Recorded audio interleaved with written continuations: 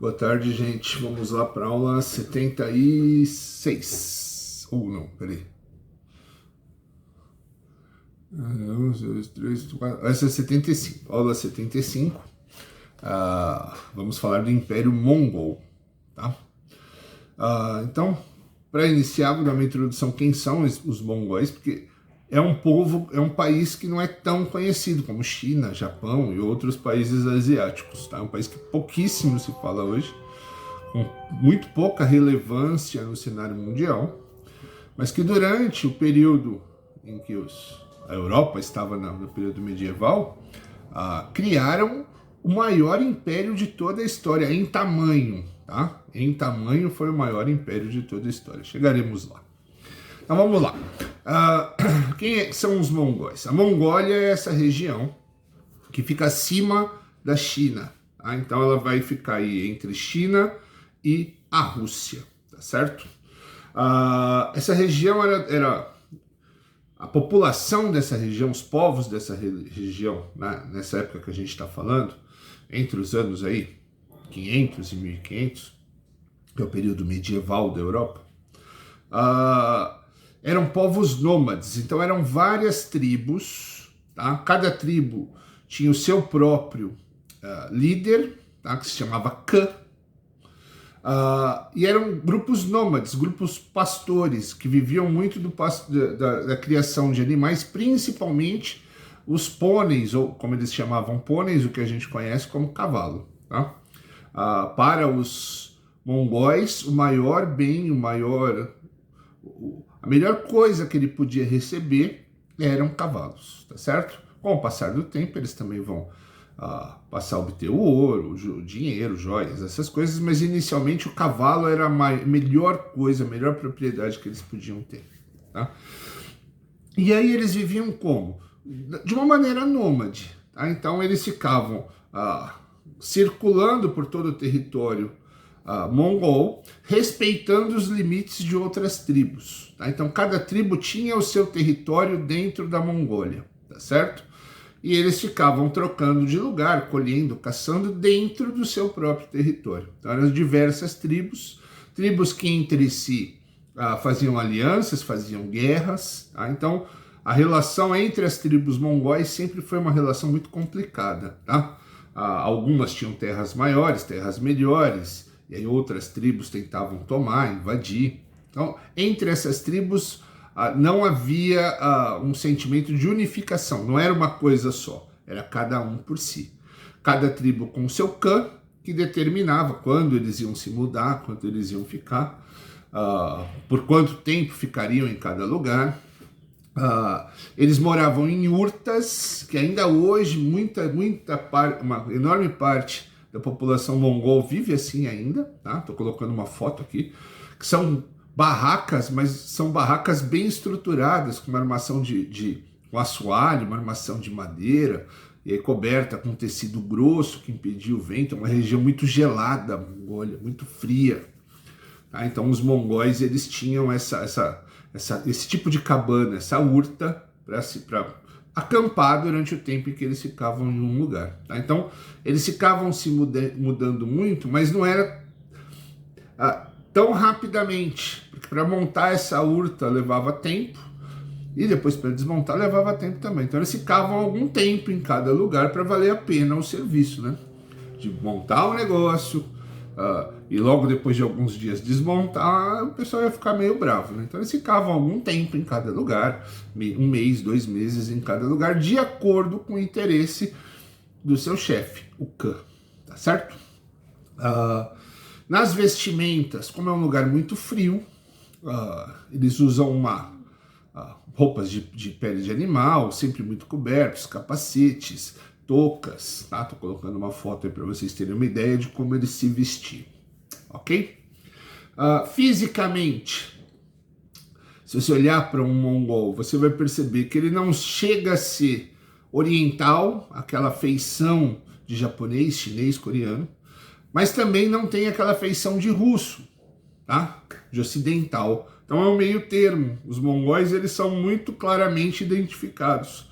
Tá? Então é um tipo de feição que de bater o olho que você já sabe que a pessoa é da Mongólia, porque ela não é nem tão oriental, são baixos, atarracados, fortes, excelentes no cavalo, tá? Desde pequeno eles treinam e são ensinados a cavalgar com maestria. Também desde pequeno são ensinados a usar o arco e a flecha, o que vai lhes dar uma grande vantagem militar. A gente vai falar disso daqui a pouco. E principalmente usar o arco e a flecha montados, tá? Os mongóis eles desenvolveram o próprio modelo de arco, um arco com um alcance muito maior e uma precisão muito maior. E eles treinavam desde muito jovens para usar o arco e flecha enquanto cavalgavam. Então, o arco e flecha parado já é algo complicadíssimo. Você imagina você com arco e a flecha cavalgando, com o cavalo balançando. Então eles tinham um treinamento que fazia com que as hordas, os exércitos mongóis fossem assim temidos demais, porque eles conseguiam cavalgar e atirar flechas ao mesmo tempo, que para os exércitos inimigos era destruição. Tá? Os exércitos dessa época estavam acostumados na luta corpo a corpo, escudo e espada, tá? No que os mongóis também eram muito bons. Tá? Então esses arqueiros e arqueiros montados causavam uma destruição terrível em todos os exércitos. Então, eles eram muito temidos, os mongóis, tá, ok? Mas como eles eram grupos separados, eles nunca tinham causado muito estrago. As tribos eram pequenas. Embora a população da Mongólia fosse muito grande, eram diversas tribos. E como elas não eram aliadas, então quando os mongóis atacavam algum grupo estrangeiro, era um exército pequeno, um exército formado por uma tribo, por uma civilização só. Então, eles, embora muito fortes militarmente, muito capazes, embora causassem terror por causa dos arqueiros montados, o poder deles era pequeno. Por quê? Porque eles nunca lutavam como uma coisa só, sempre grupos pequenininhos que são as tribos. Essas tribos nunca haviam se unido para conseguir alguma coisa maior, tá certo? Isso até o século XIII, início do século XIII, nos anos 1200, bem no iniciozinho mesmo. Em um clã, uma dessas tribos, vai surgir um clã, um líder, chamado Gengis, que vai ficar para a história com o nome de Gengis Khan, tá certo? Um dos maiores líderes militares de toda a história. Falei disso até em uma outra aula, confundido muitas vezes como um monstro sádico e um líder militar. E era um pouco dos dois, tá bom? Então vamos lá. O que Gengis Khan vai fazer? Gengis Khan vai unificar todas as tribos da Mongólia. Tá? Então Gengis Khan, desde muito novo, decide que a Mongólia ela tem força, ela tem poder para dominar um pedaço da Ásia muito maior, o que facilitaria a vida deles, tanto na busca de alimentação, as terras onde a Mongólia não é conhecida por terras férteis. Então, desde sempre eles buscavam muito desse nomadismo deles, dessas mudanças constantes, é porque eles não tinham terras férteis, terras que dessem condições a eles conseguirem prosperar. Então Gengis Khan, ele chega à conclusão, muito jovem ainda, quando ele assume a tribo dele, de que os mongóis tinham capacidade de dominar outras terras que lhes dariam condições de prosperar. Só que para isso ele tem a noção de que a tribo dele sozinha não consegue. Então que ele teria que inicialmente unificar todas as tribos mongóis, seja através de alianças e principalmente através de guerra. Tá? Então antes de qualquer invasão em qualquer lugar, os mongóis vão guerrear entre eles. A Gengis Khan vai dominar uma tribo após a outra, a maioria delas por guerra, e aí quando ele domina uma tribo, os soldados, os guerreiros daquela tribo passam a ser dele. Aos poucos ele vai montando um exército cada vez maior, e as outras tribos nem lutam, porque não tem como lutar contra um exército enorme. Aí ele vai conseguir, através dessas alianças e dessas batalhas, dominar todas as tribos mongóis, sob o comando dele, o grande Khan, Gengis Khan. O Khan vem disso, tá? E aí, quando ele consegue fazer essa unificação, ele vai virar suas tropas, suas hordas de guerreiros, em direção ao local que naquela época era o mais próspero, que tinha as maiores terras, eram os mais ricos, os mais poderosos, que era a China. Tá? Então a China logo abaixo, porque a Rússia, embora também tivesse muitas riquezas, é uma região ainda mais gelada, ainda mais difícil de viver do que a Mongólia. Então óbvio que os mongóis preferiram ir para os lugares com um clima mais ameno, já que era para lutar e dominar algum lugar, dominar um lugar diferente do que eles tinham. E aí os mongóis vão enfrentar os chineses por anos, são diversas batalhas, e pouco a pouco eles vão ampliando o seu território, não só a China, como a Coreia. Eles vão estender esse território até a Alemanha, gente. Eu vou colocar um mapa aqui para vocês terem ideia da amplitude, do tamanho do território do Império Mongol. Tá? Inclusive estou colocando aqui, vou colocar o Império Mongol. Olha o tamanho, quase toda a Ásia. Eu vou colocar aqui um outro mapa com o Império Mongol em seu tamanho máximo, comparando com o Império Romano no seu tamanho máximo. Então você olha o grande Império Romano perto do Império Mongol, é um tiquinho, é pequenininho. Então o Império Mongol foi gigantesco. Em tamanho, sem dúvida nenhuma, o maior império de todos os tempos. Tá ok? Tá ok não, gente. Tá ok me lembra um cidadão que eu odeio. Esquece esse tá ok. Tá certo? Esse império começa com Gengis Khan. Ele vai se construindo, vai aumentando. Gengis Khan morre. Gengis Khan, embora seja um guerreiro fabuloso, um estrategista, não é imortal. Ele morre. E seus herdeiros vão continuar, seus filhos vão continuar aumentando o império, que vai chegar ao seu tamanho máximo com o neto de Gengis Khan, Kublai Khan. Tá? É sob o comando dele que o império vai alcançar esse maior tamanho, dominando desde a Coreia, desde os limites da Ásia até as fronteiras com a Alemanha. Todo esse território pertencendo aos mongóis. Tá certo? Kublai Khan, que é o neto de Gengis Khan, vai colocar como centro desse império a cidade de Pequim, na China, tá? Por ver que a China era o lugar, na visão dele, mais desenvolvido de todos o que ele havia visto e dominado, tá? E com enorme razão, tá? Embora ele tenha dominado parte da Europa, ele vai perceber que os territórios chineses estão num nível de desenvolvimento técnico muito acima. Tá? E vai conseguir fazer esse império todo com a capital na China, um império que vai perdurar por algum tempo, mas logo você vai ter revoltas nas áreas dominadas que vão aos poucos se libertando. Tá? Então, tanto os chineses vão conseguir expulsar os mongóis do seu território, como os russos também vão fazer, e aos poucos esse enorme império mongol vai começar a reduzir até que a Mongólia se torne o que ela era no início, tá? Perca todos os seus territórios dominados. Muito dessas perdas vai se dar pelo estilo de vida dos mongóis. Tá? Os mongóis não vão se sedentarizar, eles vão continuar sendo nômades, vão ser muito resistentes quanto a abandonar a área deles.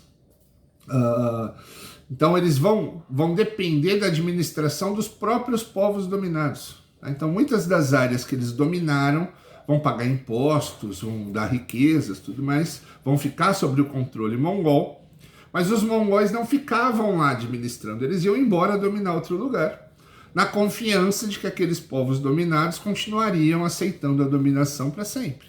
E é claro que uma hora os povos dominados vão se revoltar e vão se libertar do domínio mongol, tá certo? Então os mongóis tiveram um império gigantesco, mas com um poder frágil. Tá? A exceção desses dois grandes líderes, Gengis Khan, que era temido, o nome de Gengis Khan, o nome já causava terror em qualquer lugar, e do seu neto Kublai Khan, que foram excelentes administradores, os demais tiveram enorme dificuldade de dominar um império tão grande numa época em que você não tem rede de comunicação, você não tem rádio, telefone, nada disso. Tá? Então, você fica na dependência de que os dominados continuem aceitando essa dominação. O que por um tempo vai pelo medo.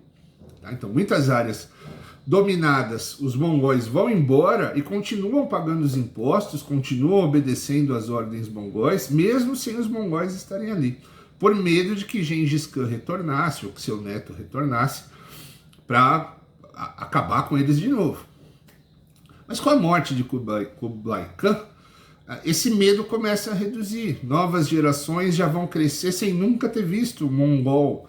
E aí vão perder o medo e vão lutar por sua liberdade e vão conseguir. Então, o Império Mongol, embora imenso, ele nunca foi um domínio muito forte, ele nunca gerou um poder muito forte aos mongóis, que nem tinham o hábito, nem a ambição de desfrutar desse poder. O que eles queriam é receber os impostos e continuar vivendo o estilo de vida deles, cavalgando por todo o império deles, lutando. Então eram povos com uma visão de poder muito diferente, tá bom? Então, importantíssimo esse império, imenso, é impossível a gente falar de Ásia sem mencioná-los para vocês conhecerem como era, mas é um império frágil de domínio, frágil de poder, tá? Durou pouco tempo, justamente porque esse poder mongol era um poder que era garantido pelo medo, pela força. Quando os personagens que causavam esse medo morrem, obviamente esse medo vai se dissipando e o poder vai se dissipando junto. Tá? Então, os povos dominados não tinham medo dos mongóis em si, tinham medo de personagens, de Gengis Khan, de Kublai Khan, e na ausência deles esse poder vai se esvaindo, tá certo? Então, espero que vocês tenham entendido, conhecido um pouco desses impérios. Os locais dominados pelos mongóis, pouco ou nada sofreram mudanças. Como eles dominavam e iam embora, a vida voltava ao normal. Tá? Óbvio que os governos tinham que pagar altos impostos, altas taxas para eles todos os anos, mas a vida das pessoas comuns voltou ao normal. Então, para o chinês pobre, o chinês trabalhador lá desse período, ser dominado pelo imperador chinês ou pelos imperadores mongóis, pouca ou nenhuma diferença fez. Isso vale para os indianos, vale para todos os povos que foram dominados. Tá? Último detalhezinho, vocês vão reparar que eles passam pela Cordilheira dos Andes, do Himalaia, Cordilheira do Himalaia. Tá? Que essa cordilheira que funcionava como quase como uma muralha, não é a muralha da China, tá, gente? A muralha da China vai ser construída justamente para evitar que os mongóis voltem. Mas essa cordilheira que impediu um contato mais direto entre os povos dos dois lados, os mongóis vão atravessar ela por cima. Tá? Então a dominação deles vai passar pela Cordilheira do Himalaia. Tá? Essa cordilheira não vai impedir que os mongóis arrastem o império deles até dentro do território europeu. Tá ok? Tá ok não, tá ok não, tá ok não. Tá certo? Então, até a próxima aula, gente. Fui!